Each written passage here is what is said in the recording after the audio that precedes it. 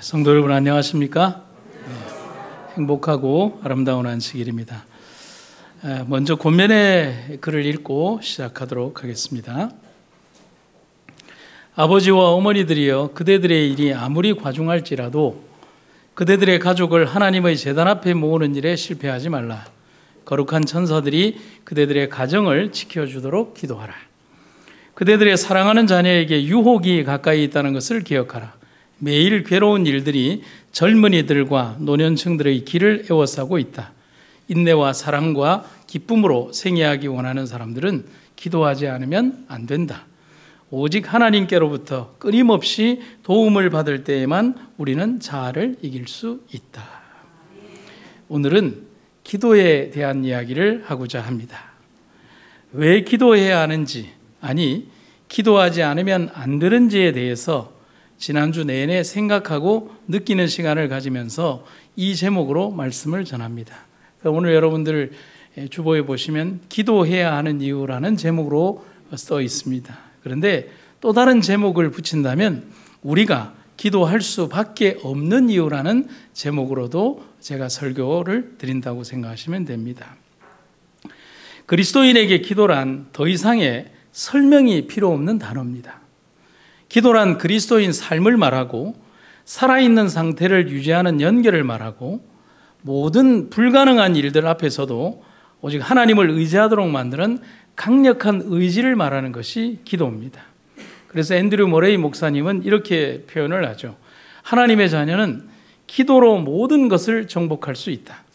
사탄이 교인들에게서 이 무기를 빼앗거나 그것의 사용을 제지하려고 최선을 다하는 것은 이상한 일이 아니다. 여러분, 이 말에는 굉장히 운명적인 권면이 담겨져 있습니다. 그래서 이 글을 읽고 나면 아멘이 튀어나오는 거예요.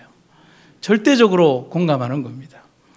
왜냐하면 지금 우리가 사는 시대는 너무나 악한 영이 활개를 치는 세상이고 내 자신 스스로의 힘으로는 온전히 나 자신을 지킬 수 없는 세상 속에 우리가 살아가기 때문인 겁니다. 그래서 영감의 기별자는 강력하게 우리에게 이런 권면을 하고 있습니다. 우리는 예수 그리스도를 믿는 견고하고 흔들림 없는 믿음을 제외하고는 어떤 것에도 확실한 보장이 없는 그런 위험한 시대에 살고 있다. 깨어있어 기도하지 않는다면 사단의 관계들을 통하여 하나님으로부터 떨어져 나가지 않을 사람은 아무도 없다. 이건 얼마나 무서운 경고입니까? 그렇죠? 그런데 바꾸어서 생각을 해보면 얼마나 확실한 기별인가에 대해서도 생각해 볼 수 있는 거예요. 지금의 시기가 여기에 언급된 것처럼 너무나 위험한 시기이지만 확실한 하나님의 보호하심 안에 거할 수 있는 유일의 방법은 기도라는 사실을 너무도 분명하게 방증하고 있기 때문인 겁니다. 폭풍에 흔들리는 배 위에서 공포에 사로잡혀서 배가 흔들린다고 소리를 아무리 치고 울부짖어도 공포와 흔들림은 사라지지 않습니다. 여러분들이 놀이공산에서 청룡열차를 타고 막 돌 때 소리 아무리 질러도 공포는 사라지지 않아요. 그냥 공포를 배가시킬 뿐이라는 거죠. 여러분, 그때는 어떻게 해야 합니까? 든든한 밧줄을 들고 단단한 기둥에 자신의 몸을 묶어야만 흔들리는 배에서 쓸려가지 않는다는 것이죠. 그럼 여기에서 우리는 뭘 볼 수 있냐면 바로 그 밧줄이 기도고 기둥이 예수님이라는 거죠. 사단은 우리에게, 그리고 베드로에게 거대한 파도와 파도가 일으킨 공포와 두려움을 보게 합니다. 하지만 기도는 파도 너머에 예수님을 보게 하는 거죠. 물 위를 걷게 하신 예수님을 따라서 물에 빠졌던 베드로를 다시 물 위로 건져올 수 있는 유일의 방법은 예수님과 연결되는 것밖에 없다는 사실이죠. 우리는 오늘 그 원리를 깨닫고 또 느끼고 결심하는 우리가 되기를 간절히 바랍니다. 첫 번째 주제는 우리가 기도할 수밖에 없는 이유는 무너지지 않기 위해서라고 말씀을 드리고 싶습니다. 이게 제가 지난주에 내린 첫 번째 결론입니다. 여러분, 우리가 다니엘서를 읽어보면 다니엘서는 요한계시록과 짝을 이루는 구약의 예언서라는 사실에 대해서 누구도 반론을 제기하지 않습니다. 그런데 다니엘의 개인적인 신앙을 연구해 보면 다니엘서는 다니엘의 기도와 그 응답을 기록한 기도 응답서라고 하는 것도 대단한 매력적인 부분이라고 하겠습니다. 그냥 예언서라고도 할 수 있지만 기도 응답서라고 하는 표현도 적절한 표현이 된다는 겁니다. 다니엘서에 등장하는 다니엘의 기도는 위기의 때에, 그리고 지혜가 필요할 때에 그리고 담대함이 필요할 때에 언제나 다니엘과 그의 동료들은 항상 기도했고, 그리고 언제나 항상 응답을 받았다는 사실이 다니엘서에 등장하는 감격적인 내용입니다. 여러분, 그 장면들은 다니엘서의 1장부터 매 장마다, 각 장마다 기도 응답에 대한 이야기가 기록이 되어 있습니다. 여러분, 그렇게 기도의 응답에 대해서 기록해 놓은 성경이 그렇게 많지 않아요. 그런데 다니엘서는 매 장마다 기도하고 매 장마다 응답받고 매 장마다 하나님께서 응답으로 보호하시는 장면들이 다니엘서의 각 장마다 기록이 되어 있다는 겁니다. 그렇게 70년의 세월을 바벨론 궁정에서 살아가면서도 그들은 그들이 맞이한 참혹한 어려움도 이길 수 있었고, 그들을 병들게 하는 제국의 향락과 권력으로부터도 스스로를 지킬 수 있었습니다. 여러분, 여기에서 질문이자 답을 다시 한번 해봅니다. 그들은 왜 그렇게 기도해야만 했을까요? 저는 그것에 대하여 이렇게 답변 드리고 싶습니다. 그 이유는 그들이 무너지지 않기 위해서 기도했다는 겁니다. 왜 무너지지 않기 위해서 기도할까? 여러분, 생각을 해보시죠. 우리에게 다가오는 시험이 고난과 궁핍에서만 온다고 생각하면 절대로 안 됩니다. 고난은 너무나 다양한 형태로 우리에게 다가옵니다. 가난과 궁핍에서 오는 시험이 견디기 힘든 것이라고 사람들은 말하지만, 실제로는 풍요와 성공에서 오는 위험이 더 위험하고 이기기 힘들다는 사실을 우리들은 알고 있어야 합니다. 그래서 바울이 이런 간증을 하는데, 여러분, 여기에 이 간증문을 한번 붙여보면 의미가 있어요. 내가 어디에 처할 줄도 알고, 비천에 처할 줄도 알고, 풍부에 처할 줄도 알아. 모든 일에 배부르며 배고픔과 풍부와 궁핍에도 일체의 뭐를 배우노라? 비결을 배우노라. 내게 능력 주시는 자 안에서 내가 모든 것을 할 수 있느니라. 여러분, 여기에서 바울의 이 기도문에서, 바울의 권면에서 내가 가난할 줄도 알고 부할 줄도 알고, 이 표현이 아니죠. 가난 속에서 오는 시험도 견딜 수 있는 비결, 그리고 부요함 속에서도 오는 그 시험을 이길 수 있는 그 비결에 대하여 그는 완벽하게 승리하는 방법을 알았다는 사실이죠. 바울은 주님을 통하여, 주님과의 교제, 곧 기도를 통하여 삶의 여정에서 맞이하는 높고 낮은 형태의 난관과 시험들을 이길 수 있는 지혜를 얻게 되었다라고 말하고 있습니다. 여러분, 다니엘 1장에서 다니엘과 친구들이 맞닥뜨린 가장 큰 시험이 배고픔이었습니까? 아니면 배부름이었습니까? 역설적이게도 그들은 배부른 문제 때문에 시험을 당했습니다. 그들은 죄수요 포로인 소년들을 위해서 상상할 수 없는 산의 진미를 제공했고, 그들의 영광스러운 신의 이름을 그들에게 주었습니다. 여러분, 그렇게 몇 년을 먹이라고 했냐면 3년을 주어서 먹이라고 했습니다. 그냥 가만히 있으면 됩니다. 아무것도 안 하고 주는 거 먹고 그냥 주는 대로 살고 가만히 있으면 됩니다. 그런데 그들은 그렇게 하지 않았습니다. 그들은 왜 그렇게 하지 않았냐면 그 번영과 풍요와 배부름이 그들을 병들게 하는 것임을 정확하게 알아본 겁니다. 그대로 있으면 그들의 영적 상태가 무너진다는 사실을 그들은 알았던 겁니다. 그래서 그들은 무너지지 않기 위해서 기도했다는 겁니다. 영감의 기별을 한번 보시겠습니다.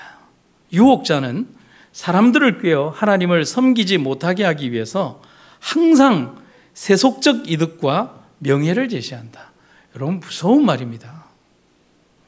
유혹자는 그들이 지나치게 양심적이어서 번영하지 못한다고 그들에게 말한다. 그리하여 많은 사람들은 엄격한 성실의 길에서 벗어나도록 유혹을 받는다. 한 번의 그릇된 발걸음은 그 다음의 발걸음을 더욱 쉽게 만들고 더욱더 외람된 일을 행하게 한다. 여러분, 우리도 삶에서 이런 시험을 너무나 많이 만나지 않습니까? 여러분, 그때 어떻게 할까요? 그때 기도해야 합니다. 그리고 기도만 해서는 안 됩니다. 기도의 주인이신 하나님이 말씀하시고 응답하신 그대로 양심의 선한 그 길을 따라서 그대로 행하는 그런 종들이 되어야 한다는 사실입니다. 그것이 비록 지금 당장은 손해처럼 보이지만 하나님은 절대로 실수하지 않으시며 그분의 결정이 더 옳으시다는 것을 인정하는 우리가 되기를 간절히 바랍니다. 그래서 윌리엄 길버트 쓴 이 목사님의 이 글을 한번 기억해 볼 필요가 있습니다. 계속 기도하라. 그리고 하나님의 응답이 당신의 기도보다 더 지혜롭다는 사실에 감사해라. 참 공감이 가는 말입니다. 그런데 이 공감이 가는 이 목사님의 말보다 바울이 기록한 글을 보면 더 깊은 공감과 울림을 우리가 느끼게 됩니다. 고린도전서 1장 25절에 나온 말인데 우리 같이 한번 읽어보겠습니다. 시작. 진실로 하나님의 어리석음이 인간의 지혜보다 더욱 지혜롭고 하나님의 연약하심이 인간의 강함보다 더욱 강하기 때문입니다. 아멘. 제가 다시 읽어드리죠. 진실로 하나님의 어리석음이 인간의 지혜보다 더욱 지혜롭고 하나님의 연약하심이 인간의 강함보다 더욱 강합니다. 여러분 아멘이죠? 바울의 이 주옥 같은 표현 앞에서 우리는 삶에서 무한한 부끄러움을 배우게 되는 것입니다. 우리 인간은 연약하고 부끄럽고 한없이 내세울 것 없지만 하나님의 거대한 능력과 그 인도하심이 오늘의 우리를 이끈다는 사실을 기억을 해볼 필요가 있습니다. 여러분 어느덧 33년의 목회를 올해 해오고 있습니다. 그런데 33년 목회를 해오면서 정말 아팠던 일들이 있었습니다. 그런데 삶에서 다가온 고통은 어떻게 내가 살아가야 할까를 고민할 정도로 목죄해 왔던 적이 있었습니다. 지난날 불갑을 오랫도록 목회하던 임지를 원하지 않는 마음으로 떠나게 되면서 흐르는 눈물을 감당하기 어려웠던 시절이 있었습니다. 그렇게 10여 년 가까운 세월을 떠나 있음에도 제 삶을 괴롭힌 일들이 있었습니다. 그런데 그렇게 세월이 지나서 20년의 세월이 지난 지금 하나님의 섭리를 보게 되었습니다. 왜 떠나야 했는지에 대해서. 그때 그곳을 떠나면서 얻게 된 말할 수 없는 축복들을 말입니다. 그때 내가 왜 떠나야 합니까? 라고 하나님께 항변했던 그 일에 대해서 그때 내가 떠날 수밖에 없었던 이유를 20년 만에 알게 된 겁니다. 너무 만족하고 때론 너무 행복해서 떠날 생각조차 하지 못했던 그곳을 그렇게 떠나게 하신 하나님의 섭리를 이해하는 데 20년이 걸렸습니다. 그래서 저희는 그렇게 말합니다. 목사는 어디로 가고 싶습니다. 그리고 이제는 가겠습니다. 못 가겠습니다. 그런 말을 해서는 안 됩니다. 하나님의 계획하신 거대한 계획의 퍼즐 속에 내가 그냥 존재할 뿐, 나의 생각이나 판단은 무가치하다는 사실을 하나님 앞에 고백하는 것이 필요합니다. 그것은 지금도 오늘도 마찬가지입니다. 말씀드린 것처럼 언제나 하나님이 옳으시다는 사실을 아는데 20년이 걸렸습니다. 그렇게 오늘 저의 기도나 아내의 기도는 우리가 계획하는 기도를 더 이상 하나님 앞에 드리지 않습니다. 내가 다 만들어 놓고 하나님이 동의해 달라는 기도를 저희는 더 이상 드리지 않습니다. 하나님의 뜻을 다르게 해달라고, 지금은 이해되지 않더라도 순종하게 해달라고, 너무 싫은데, 너무 싫어서 몸부림을 칠 때라도 그냥 어쩔 수 없이 그냥 끌려가게 해달라고도 그렇게 기도합니다. 왜냐하면 그것만이 내가 무너지지 않는 최선의 방법이기 때문에 그렇다는 사실입니다. 우리는 무너지지 않기 위해서 기도할 따름이라는 사실입니다. 두 번째 이유는, 기도해야 하는 이유는 하나님이 내 기도를 기다리신다는 겁니다. 이번 주 제 설교의 가장 모티브 동기가 된 것은 저희 집사람과 어머니의 전화 때문입니다. 집사람은 시골에 계신 어머님에게 매일 한 번씩 혹은 두 번씩 꼭꼭 전화를 드립니다. 매일 전화 걸어봐야 전화 내용 뻔합니다. 엄마 오늘 뭐 했어? 혹은 전화 걸면 저쪽에서 어머님이 하는 말, 나다. 내 새끼들은 잘 있냐. 대화가 항상 그 대화예요. 세상의 모든 딸들이 그렇듯 어머니를 그렇게 염려하고 사랑합니다. 전화를 걸면 매일 전화를 그렇게 거는데도 그렇게 반가워하십니다. 10년 만에 전화 온 것처럼 매일 그렇게 전화를 받는 거예요. 어쩌다 일이 바빠서 늦은 저녁이라도 전화를 걸면 잠도 주무시지 않고 전화를 받습니다. 언제나 그랬습니다. 그런데 어느 날 장모님이 그런 이야기를 하는 것을 스피커폰을 통해서 듣게 되었습니다. 그리고 답이 다 풀렸습니다. 예, 나는 네 전화 받는 게 낙이다. 하루 종일 나는 네 전화만 기다린다. 이미 아기가 되어가는 어머님의 모습을 보면서 마음도 아프지만 참 가슴 저미는 소리였습니다. 그러면서 제가 생각하게 된 거예요. 우리의 하나님이 우리의 기도를 저런 마음으로 기다리고 계시겠구나 하는 말입니다. 그래서 하나님 마음을 대변하니까 이런 내용이 나오는 거예요. 예, 나는 네 기도 소리 듣는 게 낙이다. 하루 종일 네 기도만 나는 기다린다. 이런 음성으로 들리는 겁니다. 여러분, 우리가 기도해야 하는 이유, 그리고 기도할 수밖에 없는 이유, 그 이유는 그분이 내 기도를 기다리고 계시기 때문에 그렇다는 사실입니다. 어떻게 해요? 하루 종일 내내 휴대폰만 보면서 광자야 바쁘냐? 기도 안 하니? 여러분, 성경의 표현에 보면 데살로니가전서 5장 17절에 이렇게 얘기했어요. 쉬지 말고 기도하라고 권면하고 있습니다. 그런데 이 표현의 주체를 인간 측면에서 보지 말고 하나님 측면에서 본다면 조금 느낌이 달라요. 쉬지 말고 기도하라는 이 표현에는 하나님 측면에서 보면 야, 언제든지 나를 찾아와라. 나 언제나 또 기다리고 즉시 대답할 것이다. 나 잠도 안 잔다.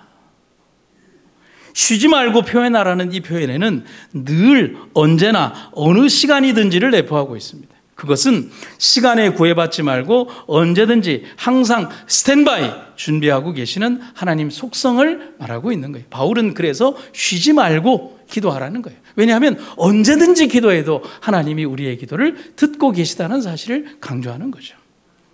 우리의 구주께서는 항상 동의하는 마음으로 드리는 기도를 들으시고 응답할 준비를 갖추고 계신다. 그분의 충실한 사람들에게는 은혜와 평화가 증가한다. 하나님께서는 그들을 얽어매는 죄악에 맞서 싸우는데 필요되는 축복들을 기쁜 마음으로 그들에게 허락하신다.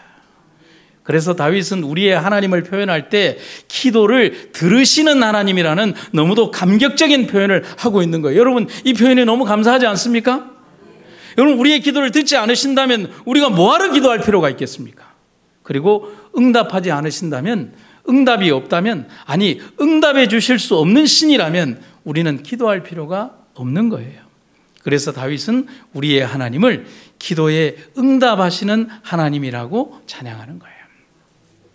여러분, 과거 광야의 성막의 문은 20규빗이라고 했습니다. 오늘날로 따지면 이 규빗이라는 게 장정의 이 팔꿈치로부터 손끝까지인데 대부분 오늘날의 그 도량으로 맞추면 한 45cm 정도가 나옵니다. 그런데 20규빗이니까 문 크기가 약 9m 정도 가량 되었죠. 성소의 전체 가로폭이 50규빗인데 그중에 20규빗이 문이라고 하면 세상에 이렇게 큰 문이 어디에 있겠습니까? 그런데 문이라고 표현되었지만 문으로서의 구실은 잘 없어요. 왜냐하면 이 성소의 문은 닫히지 않았으니까요. 24시간 동안 당번을 서는 제사장들에 의해서 혹여라도 새벽에 찾아올 사람들을 위하여 항상 그 문은 열려 있었다는 사실이죠. 그렇듯 하나님은 우리의 기도를 들으시기 위하여 퇴근하지 않으시고 영원의 시간 속에서 언제나 우리를 기다리고 계시다는 사실인 겁니다. 나는 진정한 마음에서 믿음으로 드리는 모든 기도를 하나님이 들으시고 응답해 주실 것과 그 기도를 드린 자가 가장 필요로 할 때 축복을 받되 그의 기도를 훨씬 초월한 축복을 받는 것을 보았다. 진실한 성도가 정직한 마음으로 또한 믿음으로 드린 기도는 결코 절대로 허사로 돌아가지 아니한다. 저희 집사람과 딸을 보면서 항상 대화한다는 것과 대화할 준비가 되어 있다는 것을 제가 새삼 느낄 때가 요즘입니다. 새벽 시간에 소곤소곤 소리가 들립니다. 근데 그 새벽 시간이라는 시간이 꽤 깊은 시간이에요. 새벽 1시도 좋고 새벽 2시도 좋고 새벽 3시도 좋아요. 무슨 소린가 하고 보면 TV가 켜져 있냐? 그게 아니고 딸과 엄마가 전화로 대화를 하는 거예요. 어떤 때는 새벽까지 이어지는 겁니다.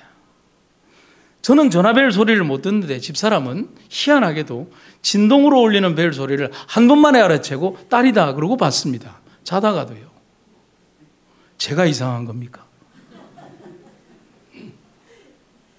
그리고 딸과 엄마의 그 대화는 이어져 갑니다. 저하고 아들이 해봐야 대화해봐야 이렇게 보면서 밥 잡쌌어요? 이러면 묵었다 하면 끝인데 세상의 모든 아들과 아버지가 다 그렇지 않습니까? 근데 딸과 엄마는 그런 대화를 하지 않아요. 무슨 대화할 일이 그래 많은지. 그래서 제가 새벽에 일어나서 그런 얘기를 합니다. 무슨 큰일 있어? 그러면 아니 안식일 날 기도해야 되는데 기도문 읽어보라고 연락이 왔다는 거예요. 새벽 2시에. 그때 제가 생각을 하는 겁니다. 하나님의 기다림이란 이런 것일까? 응답하기 위하여 기다리기도 하지만 혹여나 내가 전화를 안 받으면 실망하지는 않을까 하는 마음에 한 번이라도 벨 소리가 덜 들리게 다급히 전화를 받으려는 그 모습에서 간접적으로나마 하나님께서 우리의 기도에 목말라 하신다는 것을 제가 배우게 되는 겁니다. 여러분, 그처럼 다니엘의 기도에 대한 하나님의 응답에서도 하나님은 인간의 기도에 응답하기 원하시고 또한 누구보다도 빠르게 응답하신다는 사실을 우리는 이미 배우고 있습니다.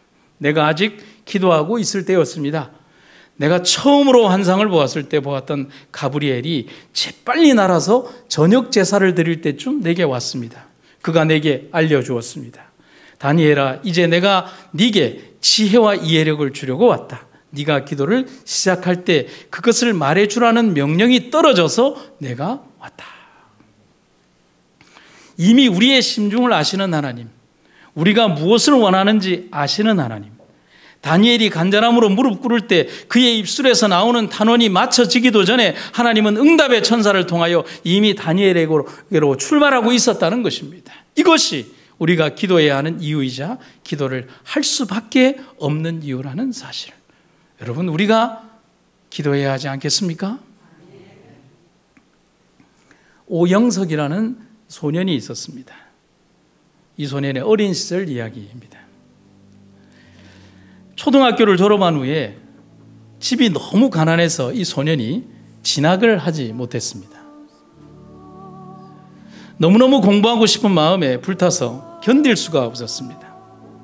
그래서 이 소년이 생각한 것은 내가 스스로 고아원에라도 가면 공부라도 할 수 있다는 이야기에 목포 유달원이라는 고아원을 버스비도 없이 덜컥 그냥 찾아갔습니다.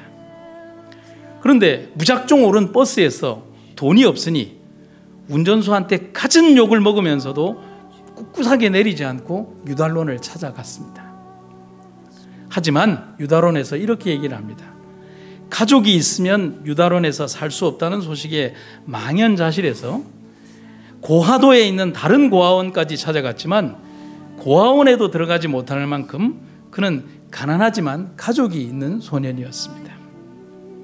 결국 거기서도 받아주지 않아서 다음 날 목포로 나와서 큰 상점과 가게를 돌아다니면서 나를 점원으로 쓰고 대신 야간 중학교를 임금 대신 보내주도록 호소를 했습니다. 그러나 아무도 그 절실한 호소를 들어주지 않아서 뜻을 이루지는 못했습니다. 결국 집으로 돌아와서는 이전처럼 지게를 지고 산에 가서 땔감을 해오거나 논밭에서 어머님과 함께 일을 했는데 마음은 항상 공부밖에 없었습니다. 국민학교 졸업하고 1년이 지나고 2년째 여름방학이 되어서 동네에 있는 교회에 여름 성경학교가 열렸는데 광주에서 간호학교에 다니는 여선생님이 와서 성경을 가르쳤습니다. 그 선생님이 설교도 하고 위생교육도 했지만 장발장 같은 흥미진진한 동화를 많이 해주셨는데 너무 큰 감명을 받은 거예요. 그래서 이 소녀는 거기에서 내가 공부를 진짜 해서 저런 선생님 같은 선생님이 되어야 되겠다고 결심을 합니다. 당시 소녀는 교회 종지기로 아침 저녁 종을 쳤다고 합니다. 이렇게 자기의 과거를 얘기를 합니다. 하루는 종이 비틀어져서 위에 올라가 바로잡고 내려오르는데 갑자기 눈물이 터져서 앞이 보이지 않았습니다. 나는 왜 배우지 못하고 이렇게 허송세월하고 있나 기가 막혀서였습니다. 한참을 종각 위에서 울다가 땅으로 내려와서 종을 쳤던 기억이 있습니다. 기도도 엄청 했지요. 낮에는 산과 들에서 일하면서 공부할 수 있는 길을 열어주시라고 기도하고, 저녁에는 잠이 깊이 들면 하나님이 부르는 것을 듣지 못할까 봐 자다가 깨다가 하면서 기도했습니다. 사무엘처럼 하나님의 부름을 직접 듣지는 못했지만 그때 하나님이 내 편이라는 것을 강하게 느꼈습니다. 하지만 소년에게 공부할 수 있는 기회는 주어지지 않았습니다. 그러다 어느 날 그는 하나님께 편지를 썼습니다. 눈물을 흘리면서 간절한 심정으로 편지를 써서 우체통에 넣었습니다. 그런데 우체통에서 편지를 꺼내 분류하던 해남읍 우체국 직원들이 좀 난처한 편지를 하나 발견한 거예요. 주소도 없고 그냥 하나님 전상사라는 편지를 발견하게 된 겁니다. 그런데 이 편지를 우체부들이 전해줄 곳이 없는 거예요. 자기들이 하나님 주소를 모르니까. 그렇다고 버릴 수는 더더욱 없었습니다. 직원들은 이 편지를 우체국장께 드렸는데, 그런데 그 우체국장이 마침 해남읍 교회의 신실한 신도였습니다. 우체국장은 이 편지를 목사님에게 전달, 솔직히 얘기하면 배달을 했습니다. 그렇죠? 그 내용의 간절한 사연은 목사님의 마음을 감동시켰습니다. 편지의 내용은 이랬습니다. 하나님 아버지 전상서, 하나님, 저는 공부를 하고 싶습니다. 굶어도 좋고 머슴살이해도 좋습니다. 제가 공부할 수 있도록 공부의 길을 좀 열어주십시오. 정말 눈물 나는 편지를 쓴 겁니다. 그 편지를 접한 목사님은 소년을 불렀습니다. 그리고 그 소년이 그토록 바라던 교회가 운영하는 보육원에 살게 했습니다. 그리고 과수원 일을 돕게 하고 교회에서 중학교에 보내주었습니다. 소년은 자기가 원하던 학교에 가게 되어서 너무너무 열심히 일을 하고 공부했습니다. 그리고 열심히 일하고 공부해서 전남의대에 합격을 하게 됩니다. 하지만 목사님과 교인들이 하는 말을 들었어요. 훌륭한 의사가 되기 위해서는 신학을 먼저 공부해야 한다는 말을 듣고 다시 신학교에 입학을 합니다. 그런데 졸업한 후에는 의사가 아니라 목사가 되어서 고향에서 목회를 합니다. 그러다가 더 큰 뜻을 품고 스위스로 유학을 갑니다. 그리고 스위스 바젤 대학에서 박사 학위를 받고 그의 모교인 한국신학대학에서 조직신학 교수가 됩니다. 그러다 후일에는 한국신학대학교의 총장이 되었습니다. 오영석이라는 소년이 바로 오영석 박사입니다. 여러분, 제가 여러분과 저에게 이런 질문을 드립니다. 왜 기도해야 하는지 답을 찾으셨습니까? C.S. 루이스라고 하는 저명한 기독교인 작가는 이런 얘기를 합니다. 그래서 기도한 게 아닙니다. 제가 어찌할 바를 몰라서 기도하는 거지요. 제가 그냥 무력해서요. 자나깨나 기도해야 되겠다는 생각밖에는 없습니다. 진실함으로 여러분, 우리 하나님께 아멘을 돌립니다. 정말 그렇기 때문입니다.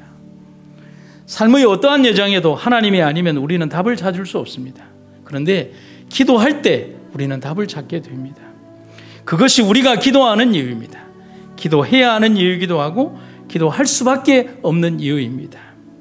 그대는 온 정성을 다해 주님을 찾고자 합니까? 겸허한 구도자의 자세로 기도하고 또 기도하십시오. 사랑하는 성도 여러분, 오늘 우리들의 삶에 우리의 기도가 얼마나 강력한 힘을 발휘하고 우리의 삶을 값지게 하고 우리의 삶에 영원히 하나님의 능력 가운데 거하게 하는가를 잊지 마시기를 간절히 바랍니다. 다윗의 간증이 담긴 글로 오늘의 말씀을 마무리합니다. 당신은 우리의 기도를 들어주십니다.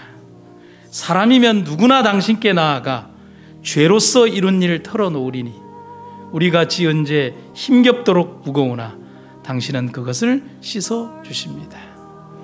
오늘 우리의 기도에 함께 하시는 하나님, 또 우리에게 응답하시는 하나님을 찬양하며 영원히 우리의 삶 주인 되시는 주님과 함께 거하는 여러분과 제가 되기를 주님의 이름으로 축원합니다.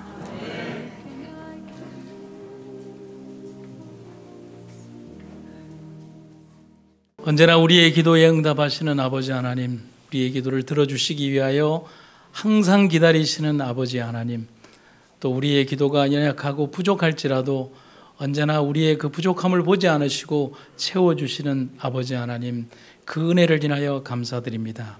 오늘 우리의 이 교회와 또 성도들을 사랑하셔서 언제나 하나님의 크신 은혜 가운데 거하게 하신 주님의 은총을 인하여 감사드리며 우리의 삶 속에서 언제나 주님을 부르고 또 주님만 바라보는 생애를 살게 하여 주시옵소서.